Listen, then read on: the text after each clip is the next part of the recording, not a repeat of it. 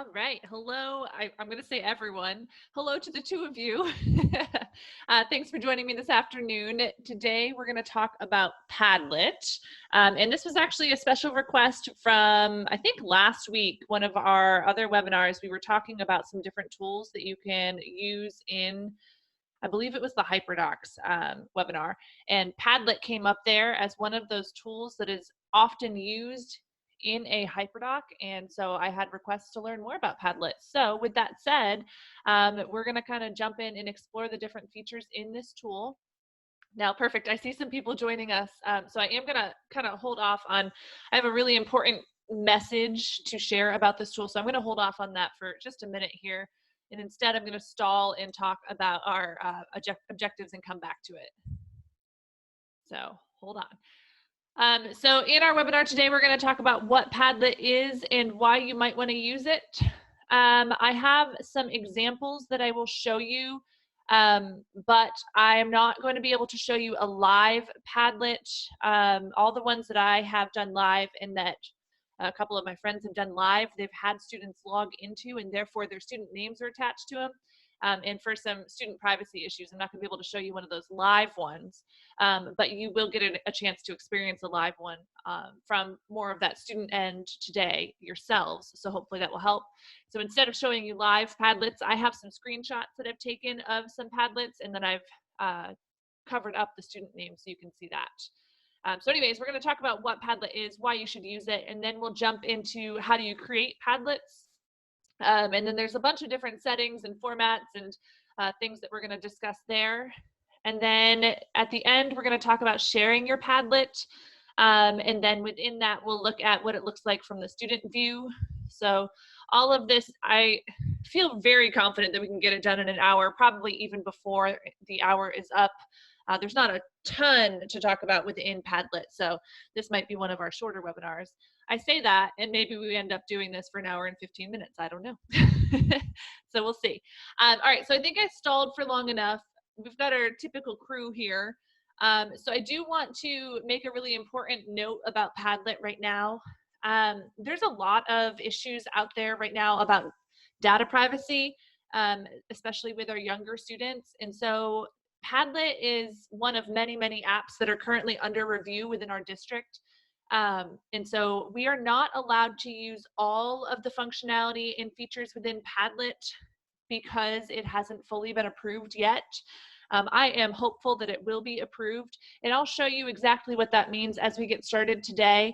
But the big thing to recognize is that anytime that you are asked to have students log in with Google or create an account, you want to hesitate there and double check and make sure that that app is something that is listed on our ClassLink portal. If it is, it's safe to use. So like Flipgrid, for example, is one that our students log into with their Google account, okay? And that one is in their ClassLink portal, so we know it's safe. If it's not in their ClassLink portal, please check with either me or your digital learning specialist, if I'm not yours, and we can kind of get some more information about that. But just know that there are a lot of apps out there that do some really cool things, but we have some issues with data privacy. And in order for our district to be able to use those apps with student accounts, we need to make sure that we have a data privacy agreement with that company. So just something to keep in mind, we do not have that data privacy agreement with Padlet yet, so we cannot have our students log in any way. So just a little disclaimer there. With that said, we can still do a lot with it. Their posts will just be anonymous. They won't be linked to their name. And we'll talk about some workarounds there so that you can make sure you know which students are answering what. So with all that said, what is Padlet? It's kind of hard to describe. If you think about, it kind of looks like a sticky note system, right? So in your classroom, you might have your students respond to something on a sticky note, and you might kind of categorize them or have them post them somewhere.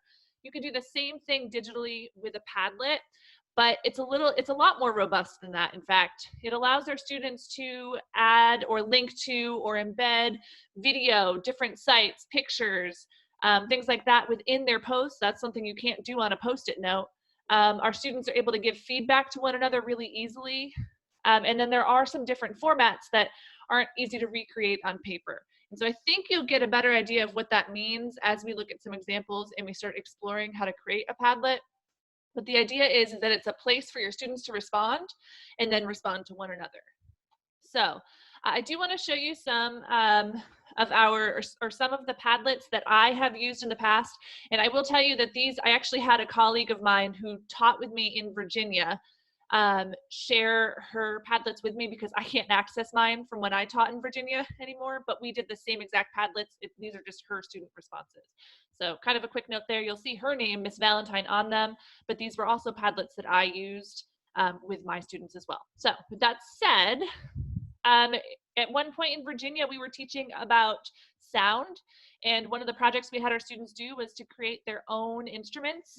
And so one of their assignments to share that instrument with the class, rather than having them stand at the front of the class and play their instruments, all 27 or 30 of them, that sounds painful.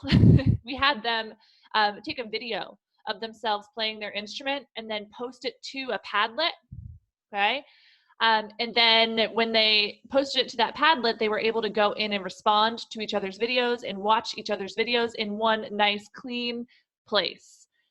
So again, all these pink boxes are student information that I have kind of marked out for you, but you can kind of get the gist.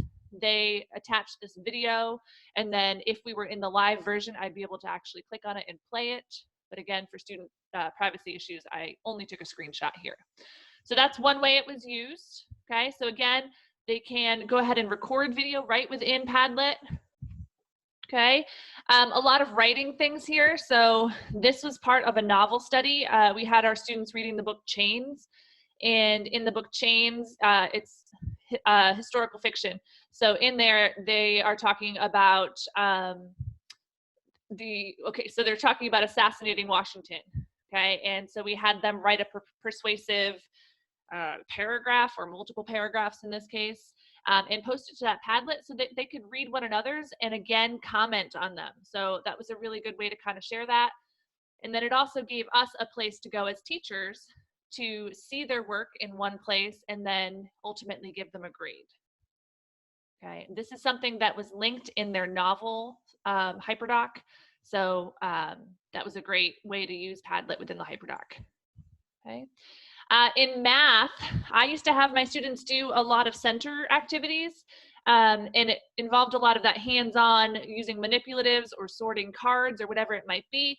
And then the hardest part about doing centers in math class, in my opinion, is that you have no way to track accountability on some of those things, like sorts, and you don't really know whether the student got it or not.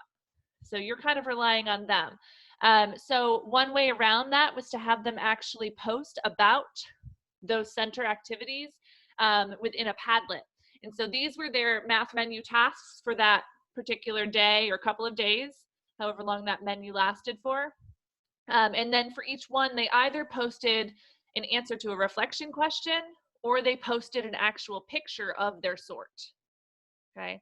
So that was a great way to kind of track some accountability, have a place for that to be located. So I could go in and make sure that they've done it. And then it's kind of hard to see in a picture, which I get, but for the most part, I can click on that picture and look at it and see, did they get it? Are there any misconceptions that I need to deal with? And then that reflection piece was really easy to build in. So one of the questions that they could reflect on was, what was one thing that was difficult? Okay. And so I can kind of read those and use that information to help me guide my further lessons. Yeah, so that was a huge thing for us. We did this with pretty much every math menu or tic-tac-toe or whatever structure we were using in that particular unit to track that accountability. I think that's my favorite use of Padlet. That one was really fun. And then also in our novel study, so again, this is from Chains, that novel that I was talking about before. We had them, find examples of whatever topic we were looking at. So we were looking at symbolism in this case. So we asked them to find an example of symbolism, identify it, tell us what it stands for. And so we were able to go in and, oh goodness, I did not cover up identifying information on that one. I covered up something else. So let me move off that one, but we're going to talk about it real fast. I was able to then go in and see their responses and score them, and they could go in and be inspired by one another's responses and comment on them as well. Okay, and then same idea, again, another novel study. We read Pax. Here's this quotation, and then we gave them a structure to follow, but we asked them to then analyze that quotation. So lots of different ways for you to use it, and that is certainly not all of the ways. There are so many other ways that you could do with this. I think I had one more, and I don't know what happened to it. Okay, I don't know where it went. I had one more where we even had students post their presentations on here. One of the hardest things is to sit through an entire class period of just having students get up and present in front of the class. So this is a way of kind of flipping that experience. Students can watch those presentations in Padlet and still have that interaction where they're commenting or asking questions just in a digital format. So that was another way we used our Padlet. I just don't think I included that picture for you. So hopefully you're kind of getting a better idea of what Padlet looks like. Let's go ahead and get logged in and talk through how to create Padlets now. So I'm going to go and open a new tab, and the website's super simple. It's padlet.com. Okay, I'll put it in our chat anyways, but it's padlet.com. Okay, it will bring you to a page that looks like this. And we're going to go ahead, try logging in. I already have an account, but I think you can still log in and log in with Google.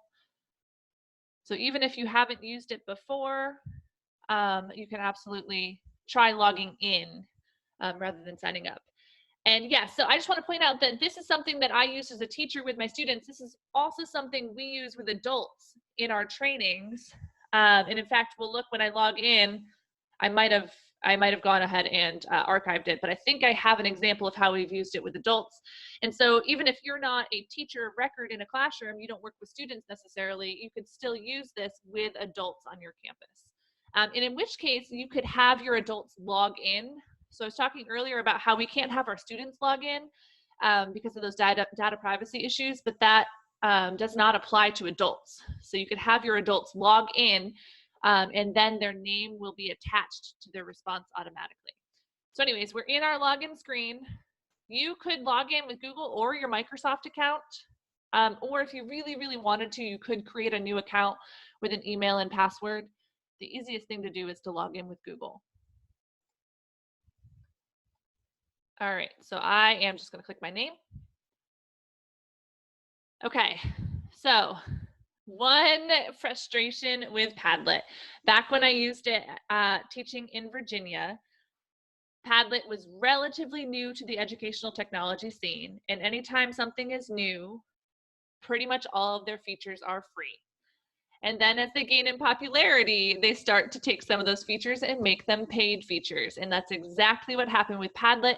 My biggest frustration is that they only allow you to create 3 Padlets in their free version, which if you're doing something like tracking their math centers, that's hard. That means that you only have 3 spaces to make a Padlet. You'd have to go in and archive a Padlet in order to free up some space. So I'll show you how to do that in a second, but just kind of note that you can only have 3 Padlets at a time. So I know in particular my middle school teachers get frustrated with this because they want a Padlet for each period they teach, and you can't do that in the free version. You'd have to upgrade and pay. And unfortunately, I don't have a great solution for you there, aside from go ahead and create an account under a different email address, and that'll open up some more.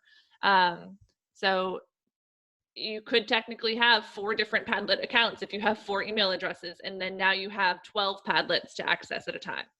So kind of keep that in mind. You also have the ability of earning more Padlets by referring people. So that is another option. So you get a free Padlet for every 3 friends who sign up from your link. So that's another thing there. Yes, so Joanna, I'll show you. Joanna asked if the students can't log in, how do they access it? So I'll show you how to get that link and share that out with them in something like Google Classroom or Seesaw or whatever you're using with your students at this time. So we will look at that piece in just a minute. Okay, so this is what our interface looks like when we get logged in. To make a new Padlet, it's really simple. We're just going to click on Make a Padlet to do that. I'll show you that in just a second. You also have the option to join a Padlet here. And then we also have a gallery if you wanted to look at some other ideas. These are some of the different Padlets that are out there and created that just are impressive in some way. So, or just some different ideas for how it might be used. So you can go in and you can look at these different Padlets to see how these people have been using them. Ah, cool. So this one's a sort. They did what do I know? What do I want to know? What I learned? And then they move things around within that sort. That's cool. Okay. But just some different ideas. If you are looking for inspiration, your gallery will help you with that. I'm going to get back to my landing page by clicking on the little Padlet word in the top left corner, and it will link me back to my home page. Before I create a Padlet real quick, I'm going to show you how to archive your Padlets. So in this space right here, I'm seeing all of the Padlets that either have been shared with me or that I've joined or that I have created. So I know I created some of these because they have the 3 dots next to them. I know that I am not the creator in these other ones because there's no 3 dots, and I also see that creator name in the tile itself. Okay, so that's important to see. So if I don't want, for example, this one Padlet anymore, I'm done with it, I can archive it by clicking on those dots there and clicking on archive, and now that will free up another spot for me to make a Padlet, and I still have access to that Padlet when I go to archived. I can still view them, people just can't post on them anymore. Okay, so they don't necessarily go away, they're still accessible. All right, so with that said, let's go ahead and create our first one. We'll come back and look at some of these if we have time at the end. So to make a new Padlet, we're going to use that plus button, make a Padlet. Okay, and the first thing we have to decide is what format do I want my Padlet to be in. So in the examples I showed you before, I think I had 3 different or maybe even 4 different formats shown. So wall is probably the most frequent one. Wall is our math menu tasks. So let me put it back in present mode so we can see that. So you'll actually, that is not true. Is it? Let's see. Yep, that one might be shelf. I think that's shelf. I don't know that I have a wall one. Okay, so there is no wall, but these posts will just pop up wherever they fit best within the wall. So it packs that content in, and it says in a brick-like layout.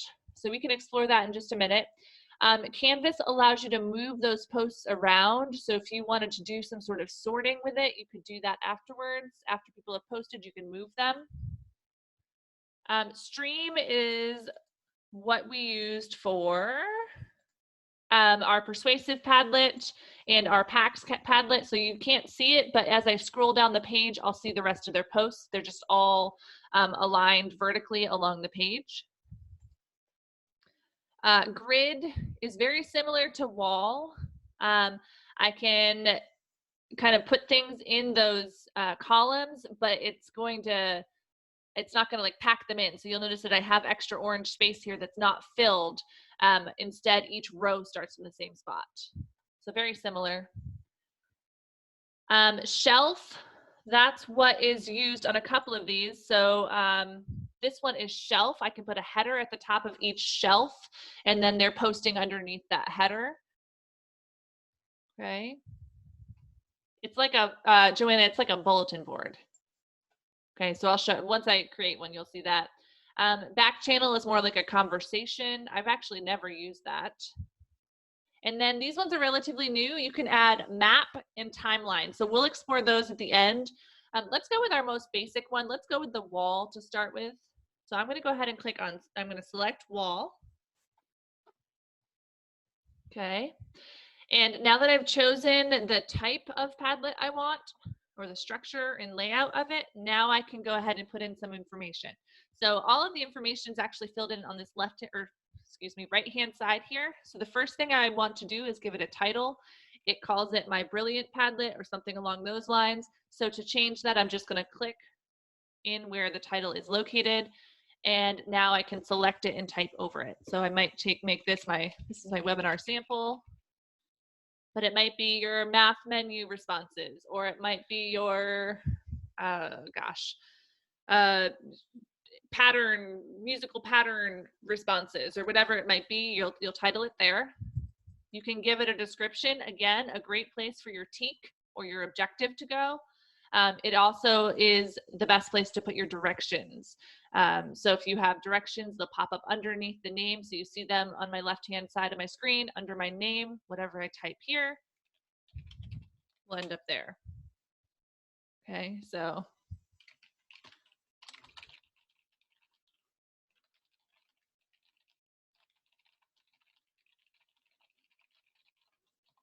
okay, those are my directions there. Let me capitalize Padlet because that's a proper noun. Okay. I can choose an icon. That's just a way to kind of categorize them. I don't really understand what the icons do, but if you want to add something kind of fun, you can do that. I wonder if I can find a light bulb. Light bulb, there it is. Okay, and then it'll put that little emoji or whatever icon you choose to the left of your title. And you can also choose not to have an icon if you don't want it there, that's fine. Okay. And then you do get a chance to personalize your web address. And again, so Joanna hinted at this earlier. How do your students get access to this? They will get this link. And so you're probably sharing it on something like Google Classroom, in which case what you type here isn't going to matter a whole lot because they're going to just click on the link and directly come here. But you might want to make it a little more identifiable. I don't know if that's even available. It should be. Okay. All right. And then now we have some appearance things that we can change. So this is a very aggressive orange background. I can change my wallpaper. And so I clicked on the little color orange next to wallpaper here, and it will bring up an extra menu. I can choose from their pre-selected things, or I could add my own background image if I wanted to. So I'm going to go in, what do we have for textures? So if you even want to make it like a bulletin board, you could add the corkboard background. Okay, so whatever you'd like to do there. I don't like those textures and patterns. We're just going to stick to a solid color with something less aggressive. Ooh, there's my color. All right. Okay, so I fixed my wallpaper. I'm going to get back to my menus by clicking on the little back arrow next to wallpaper. And then some other personalization, I can change it from that light color scheme to the dark. That we won't be able to see that until we start adding posts, but your posts will add with the black background versus the white. You do have some font changes that you can make, but not many. So it's kind of like Google Sites in that you're kind of limited to what you could do font-wise. Okay, and now underneath here, this is the part that I find the most important. Okay, so attribution allows you to display that author name above each post. I'm just going to turn it on so you can see what it looks like when adults are logged in. But keep in mind that your students will not be logged in when they access this, so you're not going to see their author name. And I'll show you what to do to get around that, so don't worry, I promise I'll get there. Okay. You can decide where do you want their new posts to appear as they add new ones. Do you want them to pop up at the top or do you want them at the bottom? I will tell you, if you're going to have them all edit at the same time, if you want them all on there synchronously, I would select last. Otherwise, they keep bumping around as people add new ones and it gets a little bit complicated. Do you want your students to be able to comment on one another's posts? If yes, you'll turn that on.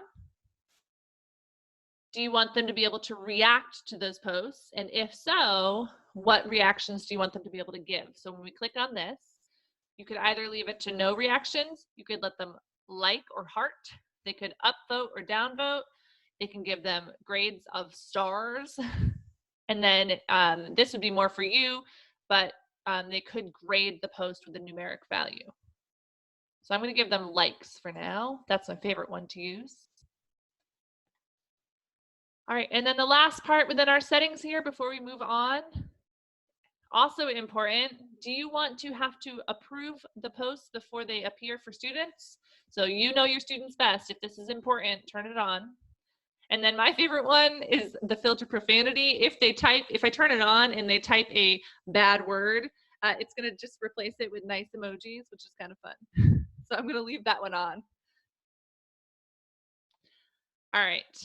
And now all of our settings are good to go. So I'm going to click the next button at the top. All right, so now we are ready to go. I could start posting on this.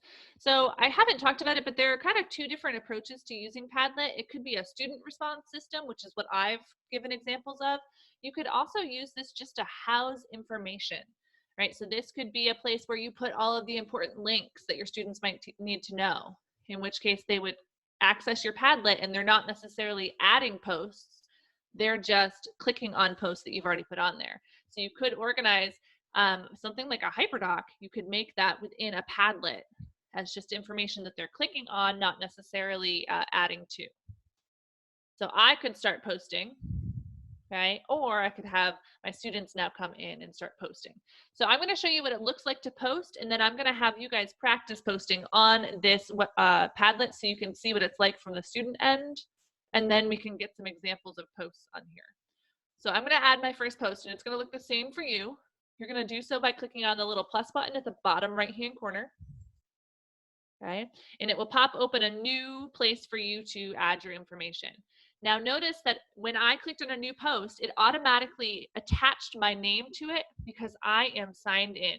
So you as a teacher, when you create your new posts, your name will be there. Your student names will not be there. And like I said, I'll show you what that looks like from a student account as well, so we can see. If you're using this with students, the first thing I would have them do is put their name in the title. Okay. And then if you need more information in the title, in this case, it doesn't really make sense, but if you need like the activity that they're referencing or something like that, you can have them add to the title, but I'm just going to leave it with my name. And then my directions say, tell me one way you might think to use Padlet with your students. So I'm going to click underneath that where it said write something, and now I can type.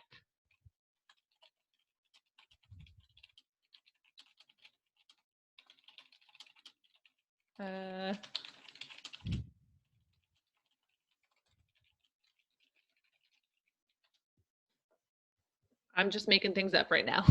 Okay, so here's my response, but notice that underneath my response, I have some options for what I could add to it. So I've responded. I could upload a file that I have saved on my computer. I could link to an outside site. I could Google things. I could take a picture and it will bring up your camera, although mine's in use, so I gotta stop using it there first. It might take a second to, let me try that again. There we go. I could actually add a picture. So if you want your students to take a picture of work, that's super simple. And then I even have more options. And there's a lot. I could film a video. I could add a voice recording. I could record my screen. I can draw on a canvas. I could put a place on a location, and I can even link to another Padlet. So there are so many things I can do within this one response. It could be any one of these. I could draw my response any second now. Okay, so I could add my response there. Just one kind of limitation is that I am limited to only one attachment. Okay, so if I choose to draw my response on a whiteboard, I cannot then add another attachment within the same post. I'd have to create a new post to do that. Okay, so let's say I am now done posting. All I need to do is click off, and that's automatically saved for my classmates to see. Okay, so I'm going to show you where to get that link to share. I'm going to share that with you, and I'm going to have you practice posting to my Padlet, and then I'll also show you while you're practicing, I'll post from a student's view so you can see that as well. So first thing I'm going to do is I'm going to go up to my top right-hand corner. I see a button that says share. When I click on share, it brings up my sharing settings. Okay, so first things first. Right now, my automatic privacy setting is secret. That means that it's not something that's seen by the public unless I give them the link. Okay. And it also is set so that my visitors can write on it. I can change those things by clicking change privacy. Okay. And then I can password protect it if I wanted to. I can keep it private so that nobody should be able to access it. or I can make it fully public, and then I can even change, do I want them to just view it? I can have them read. Do I want them to be able to write their posts? That's what you'll be able to do. Or do I want them to be able to edit it completely, meaning that they can go in and edit other people's posts? So I want to keep it can write here, but you do have some options. And then when I'm ready, that's how I want my privacy settings set up. I'm going to click on copy link to clipboard. Okay, now that's on my clipboard, and right now I'm going to paste it in your chat. And you can copy and paste that into your address bar and start using that plus button at the bottom right hand corner to add your own posts. And while you do that, I'm going to pull up a student account.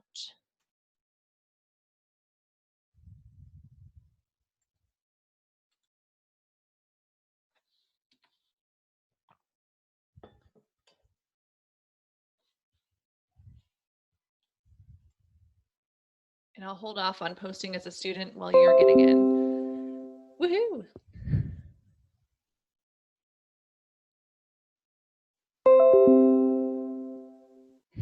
And I'm getting notified every time. I need to turn off my Padlet notifications. There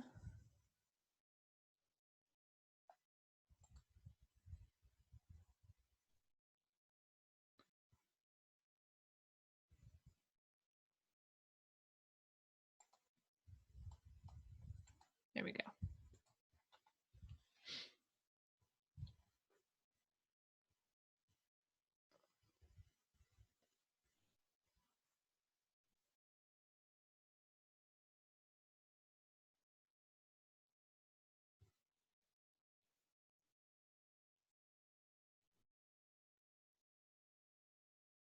Awesome.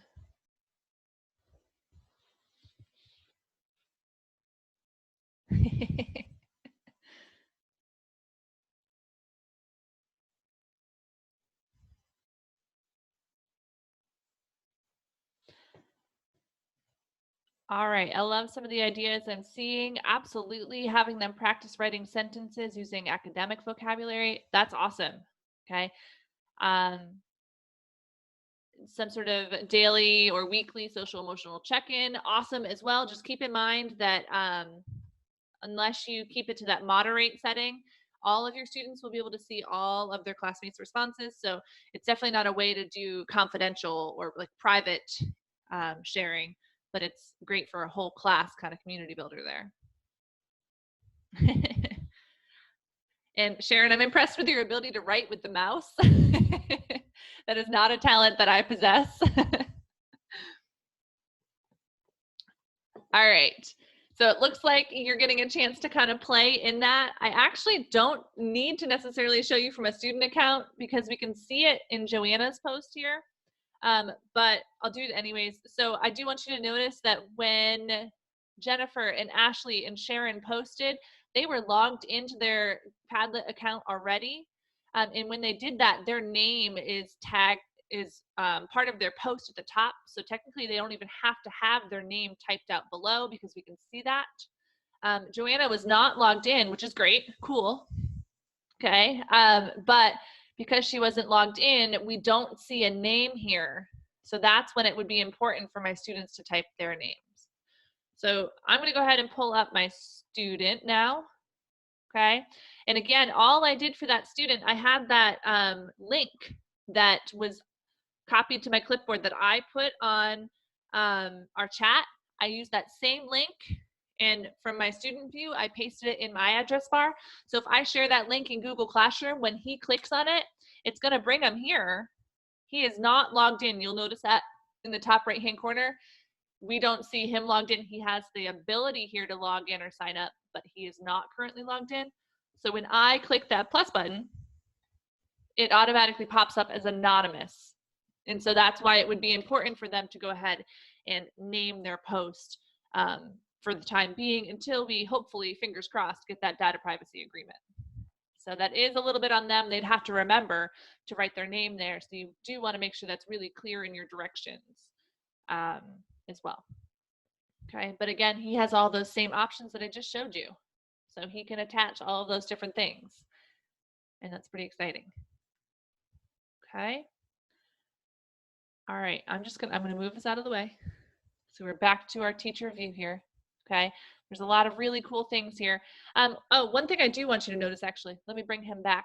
Okay, from my student view, when I click on those three dots next to any response, the only option I have is to expand that post and make it bigger, which is cool, right? But I can't do anything else to that post because it's not my post. Okay, I can come in, and because I turned on that ability to heart or to like a post, I can do that. And then I can also comment.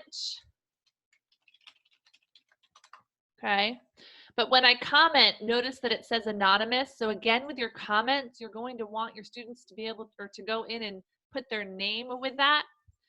And now as this particular student, I can go in and click on the three dots next to any comment or any post, but the only ones that I'll have the ability to edit are the ones that I have done. So I can come in as this student and edit this comment, and oh, I forgot to put my name before it. And now I can update it. So keep that in mind. When they comment, they're also going to need to attach their name to it until we get that feature hopefully turned on for them to log in. So down here, Jennifer McMillan commented here, and we know it was her because she's logged into her account. Okay. And so again, I can only edit things that I've posted. So when I click on the three dots next to my post, I have some abilities to edit it. I can go in and get that editing view again. I could throw my own post away. I can't do that to anyone else's. Okay. Or I can even change the color of my post, which your kids are going to love. Okay. So some different options that I have on my own post. Now I'm going to come back over to my teacher view. So kid is going away. This is teacher view again. As a teacher, I can go into any post and I can edit it. I can change the color. I can transfer it elsewhere. Okay, so this is asking me to move it to a different Padlet.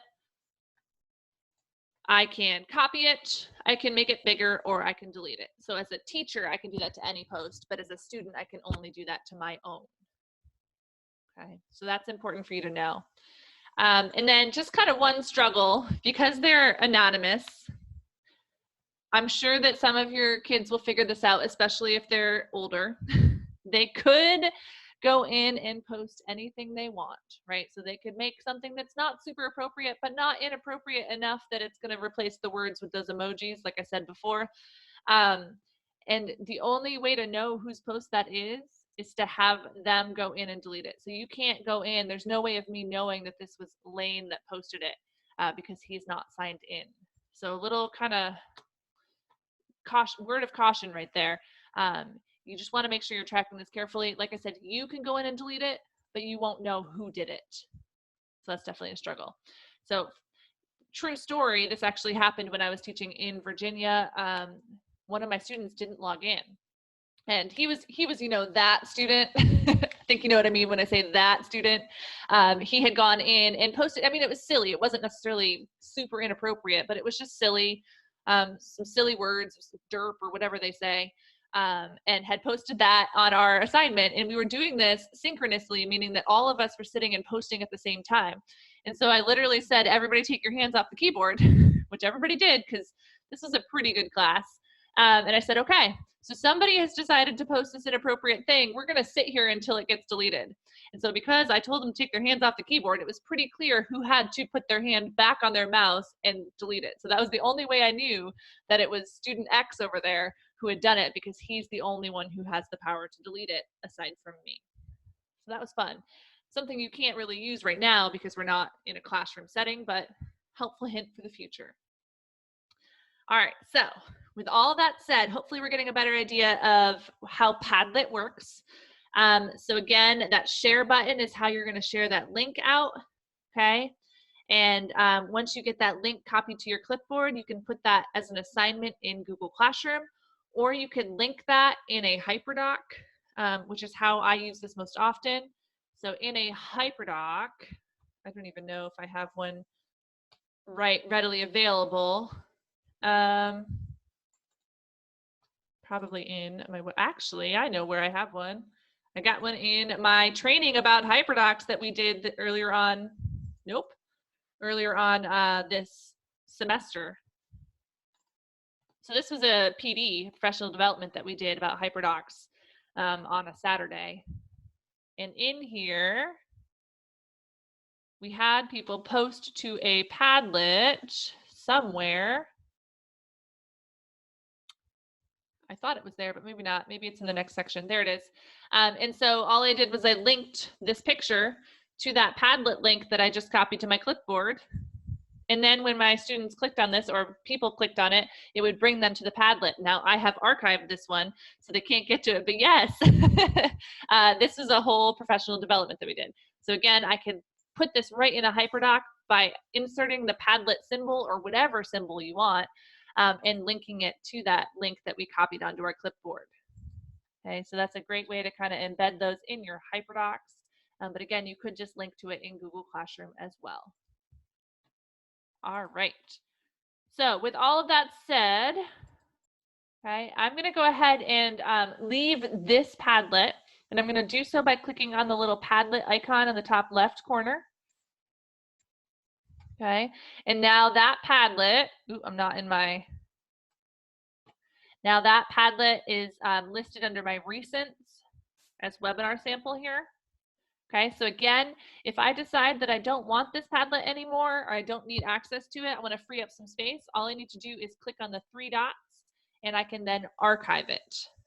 Okay, it will disappear from my recents, but now it's located in archived at the bottom. Okay, and these are all the archived ones that I have. So this is that hyperdoc one that I had archived. Ooh, I have to restore it. Okay, here we go. And all of those posts were listed there. This is that grid view again that was used. You'll notice that everything is nice and close together. Okay. All right, so let's go ahead and let's explore some of the other layouts here. So that was our first layout. I'm going to make a new Padlet. That was wall. Let's look at canvas. Okay. And just to kind of move things along, I'm not going to play with any of my settings here. I'm just going to click next and we're going to call it done so that we can see what it looks like to post. Okay, so I'm just going to do some test posts, and notice that I can move these wherever I want on my page, so they are not in one particular place. So I could do some sort of sorting here if I wanted to, but they are things that can be moved wherever. So that's a cool one. Let me see. So I can change my format right in here. So I'm in my Padlet right now. If I want to change that layout, that's an option in my 3 dots in the top right-hand corner. And we haven't looked at these yet, but notice you have a bunch of different options in here. Okay, one of them being that share. If you wanted to get to share quickly, you could also do it here. You can print them. You can export them. Okay. You can get back to those settings that we looked at the beginning by modifying. Or this is where I just was. I can change that format right here. Okay. Right now, this is, it's not even an option because I'm in it right now. So right now I'm going to go ahead and I'm going to change it to stream so we can see that. But the one that I was just in was called Canvas. So now in stream, my posts are going to be stacked vertically on top of each other. So as they type things, just going to add random things to make it long. Oh, goodness. The countdown. Great. Okay, so as they post things, everything just gets moved down.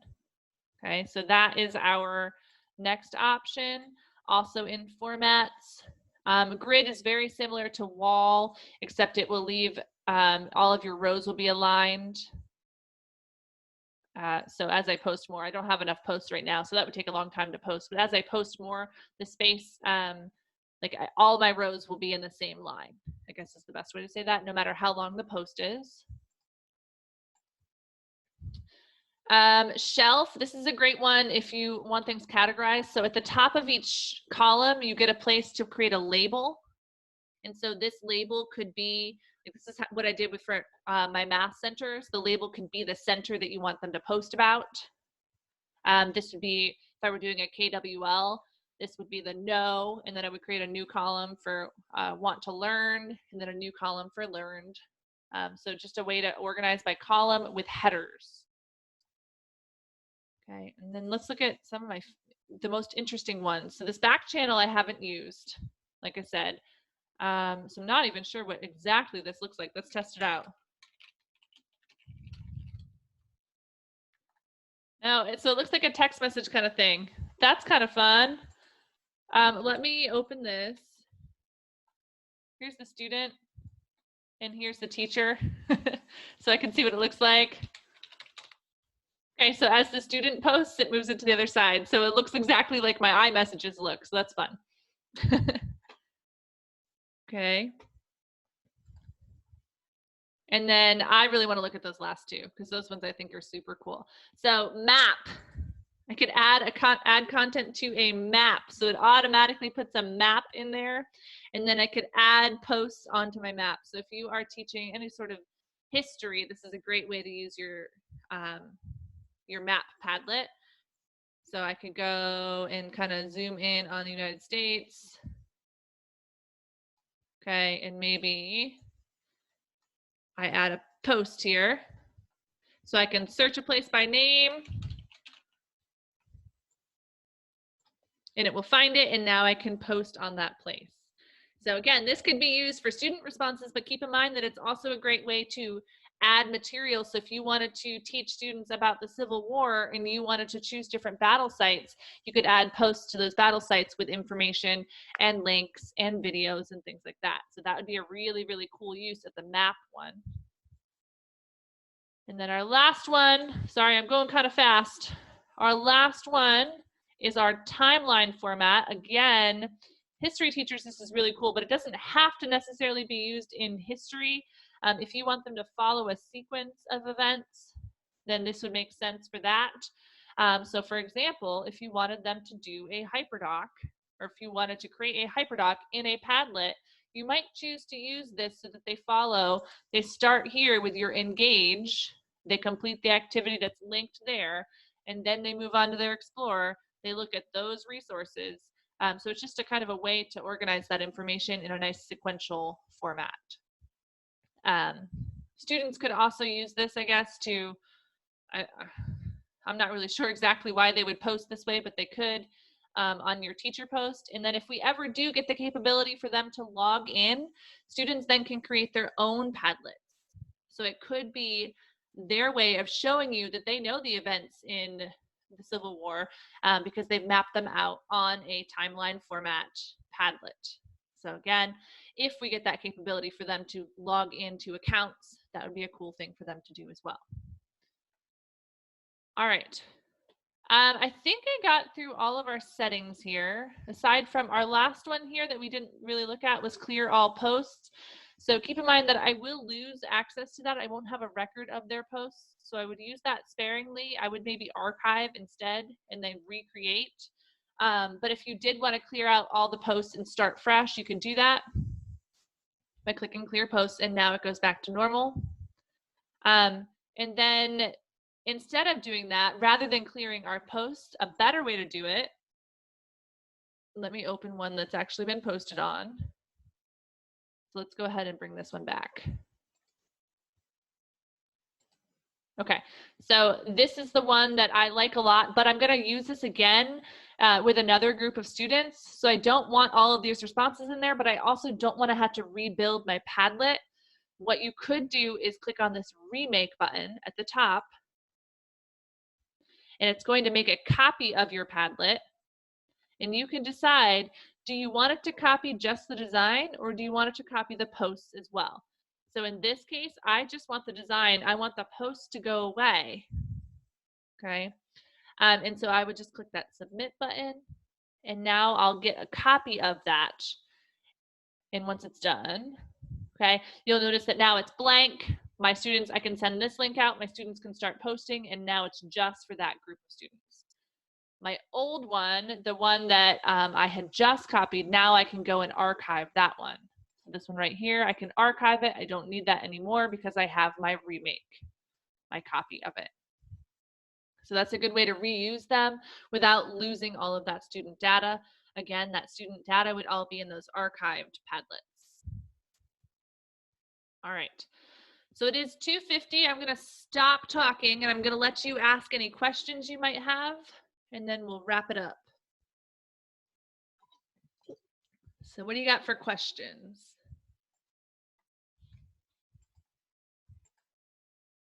Okay, I have one as usual. Perfect.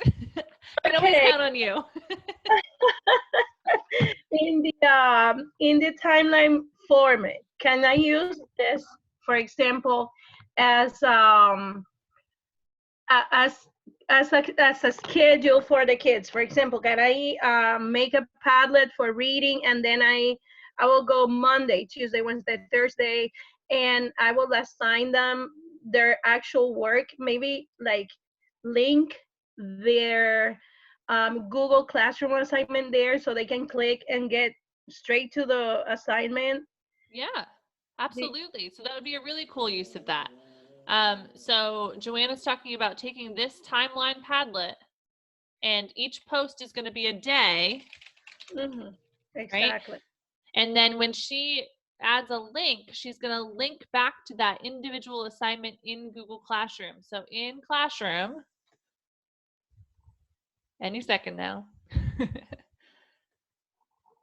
Okay, so in her Google Classroom, if this is Monday's assignment, adding fractions practice, she'll click on those 3 dots, she'll copy that link, and then in her HyperDoc, when she adds this link here, she'll just link directly to Google Classroom. So now they know, here's my Monday assignment, and now let me add Tuesday, Wednesday, Thursday, etc. So yeah, absolutely, that's a cool. I can add only one link, right? Yes, so you got to be careful with that. Only one assignment there. Okay. You could add another post and do Monday assignments part 2, but. Okay. Yep. Yeah, that's awesome, because no matter how many times you explain to the parents, they don't seem to understand what they need to do.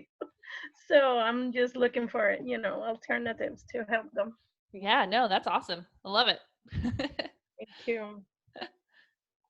All right. Any other questions at this time? Okay.